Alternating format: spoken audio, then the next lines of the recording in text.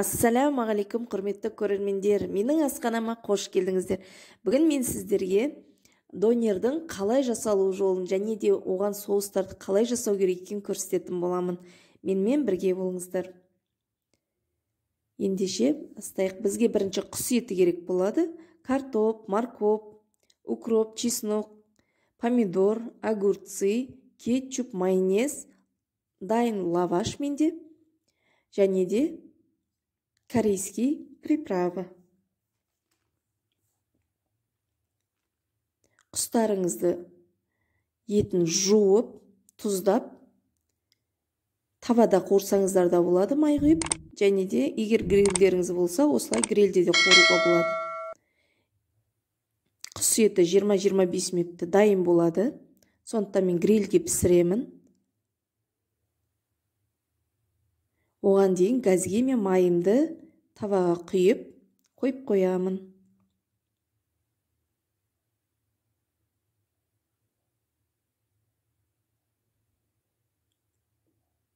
Мінекей, мен грильге салдым.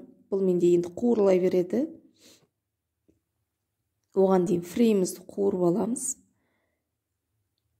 Картопты ашып, жуып, соломка қылып турап, қыздырылып тұрған газдегі майыма қуырып аламын. Көп салмаймыз, аз-аздан салып қуырамыз. 3 картопты қуырып болғанша менде 20 минут уақыт өтті. Сол аралықта бізде құс етімізде пісіп дайын болып қалды. Міне дайын болды. Енді огурцымызды жақсылап тураймыз. Бұны да соломка қылып турайым, бірақ кішкентай қылып. Донердің ішіне салғанда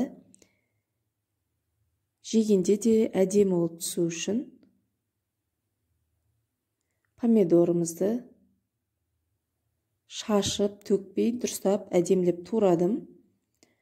Морковымызды теркіден өткіземіз, ұзын жағынан, корейский теркілерден.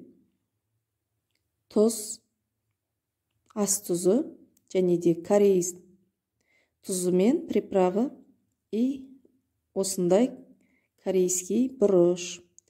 Бәрін салып, елеп, суын шығарамыз. Су керек болмайды бізге. Морковты жақсылап тұрып, суын шығарып елегеннен кейін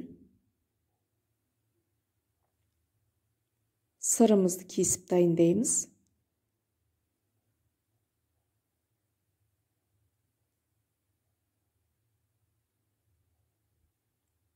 Енді біз соустың құрамына кірсеміз. Бізге укроп, чеснок,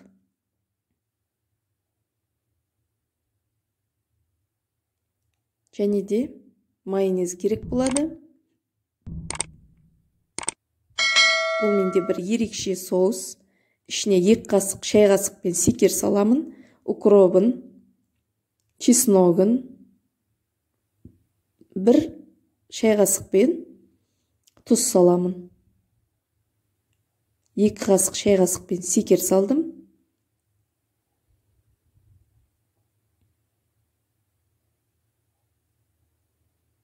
Осы майонезімізді барлығын салып араластырамыз. Міне менде осындай соус шықты, бірақ тағы да бір нәрсе қостым. Егер де осы соустың құрамын білгілеріңіз келсе, мен келесі тағы да бір видео түсіремін арнайы соусқа. Сол соустың 5 түрлі құрамын түсіретін боламын. Егер сіздерге осы соус ұнап жатса, сондай 5 түрлі құрамды білгілеріңіз келсе, комментарияға астына, осы видеоның астында комментарияға жазып кетсеңіздер болады.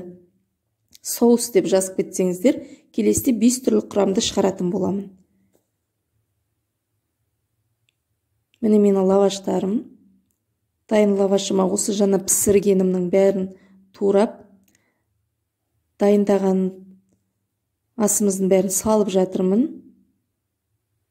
Кетчуымды құйып, майонез үстінен құйып, бұл жерде бізде донерде құрамы емес салынатын, олар тек қана бір пайыз ғана дәм береді, ал барлық осы тағамға жақсы дәм беретін бізде негізінде соус. Сондықтан соусымыз өте дәмді болу керек. Некеме орап бәрін гриліме салып 7-8 минут қыздырамын. Тез қызып, ішіндегі сырлары еріп, әдемі болды. Ана соус өте қою болғанмен, бұлай грильге салғанда ол өте сұйық болып дәм береді. Мінекей мен дайын болды донерім. Жасап көріңіздер. Егер ұнап жатса, достарыңызбен бөлісуді ұмытпаңыздар. Көргендеріңізге рахмет.